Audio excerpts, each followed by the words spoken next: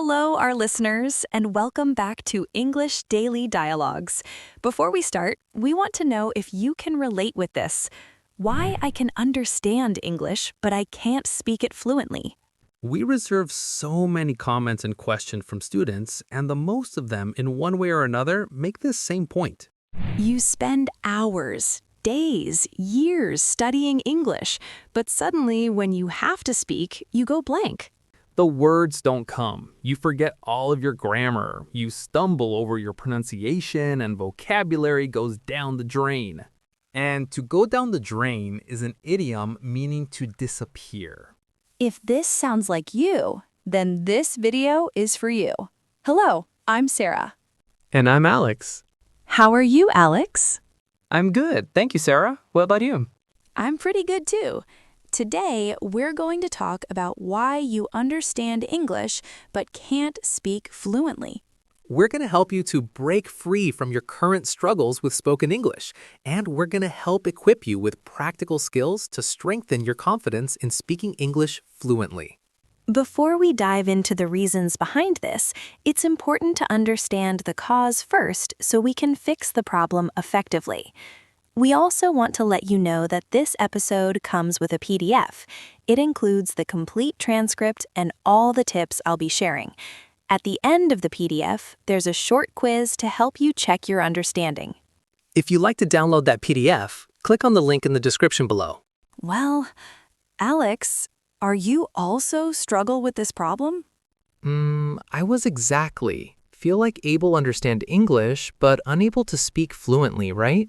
Exactly. Now we're going to solve this problem, so stay tuned with us until the end. So, Sarah, why this happen actually? Well, this is mostly related to the fact that understanding a language requires the use of receptive skills, listening and reading. Most English learners focus on language input, like watching films and YouTube videos, TV shows, all in English. They listen to English podcasts, they read books in English, to immerse themselves in the language as much as possible. This is fantastic. Lots of us do it, and don't stop doing it. Of course, it's a great way to build vocabulary and to gain a better overall understanding of how the language functions. But this doesn't do so much to increase your fluency when speaking. Sarah, do you know what is the reason? Of course, because understanding a language requires receptive skills. You need to take a more active role in your studying, and by that, I mean practice. You need to focus more on output, using the language rather than just taking it in. We need to have a good balance between the two.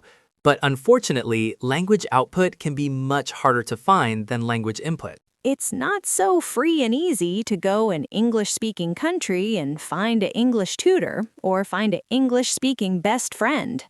This is why I meet so many Grammar Geniuses students, whose knowledge of grammar is higher than most native speakers. But the problem is they can't speak. They know all of the theories, but when it comes to speaking, they struggle. Today, we have 6 practical tips for you. The first one is completely free, and that is talk to yourself. This is something I actively did when I was learning Spanish. So one of simplest things you can do to increase your output is to talk to yourself. Start right now. It could feel a bit strange, but it's truly magical how well talking to yourself works to improve your fluency. It's actually not strange at all, because we do it all day long, so why not do it in English? Exactly. And all of us have a little voice in our head. Might think about something. Some people don't have it, but most of us do. This little voice probably speaks in your native language, but you can change that into English like I did when I was learning Spanish. Yeah, if you can't find that inner voice, you're going to have to speak out loud, like, I'm watching TV, I'm washing the dishes, I'm picking up the plate, I'm scrubbing it with a sponge. I really recommend speaking out loud because I personally tried it and it's really worked for me. Absolutely. This little step can help you significantly increase how much you use English during the day.